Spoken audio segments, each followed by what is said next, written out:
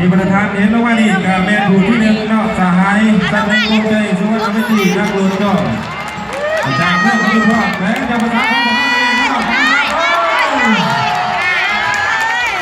ไปชุดพิกัดไปน้อยหนึ่งเนาะน่าเสียดายสไปเดอร์แมนว้าว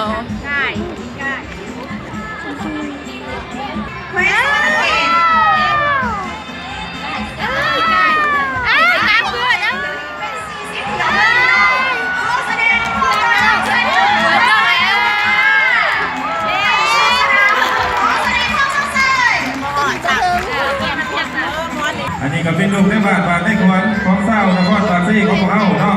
ถึงดูจอบมาได้30 เที่ยวเนาะเอาประธานขอเสียงกันเลยนะครับตอนครับลูกในบ้านบาทในสวนพี่น้องเศร้านครปากซี่ของพวกเขาเนาะเอา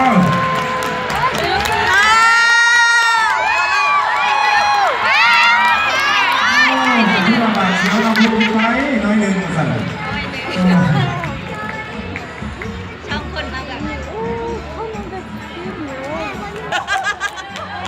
ว้าว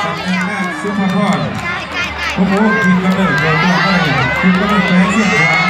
โดนก็ได้30 บาทขอเสียงตบมือต้อนรับต้อนรับอีกแล้วเพื่อนโอ้ยไปหอดคนเลย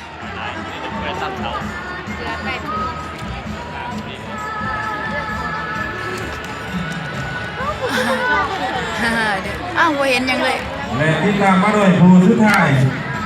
ในห้องที่2นี้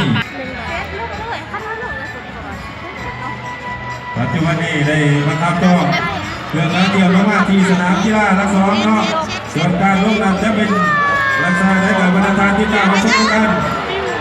ลงมาแล้วถูกทุบขึ้นมาน่าเสียดายเนาะยักน้อยหนึ่งแต่ที่ว่าถูกทุบที่ไหนกำหนดและได้ห้อง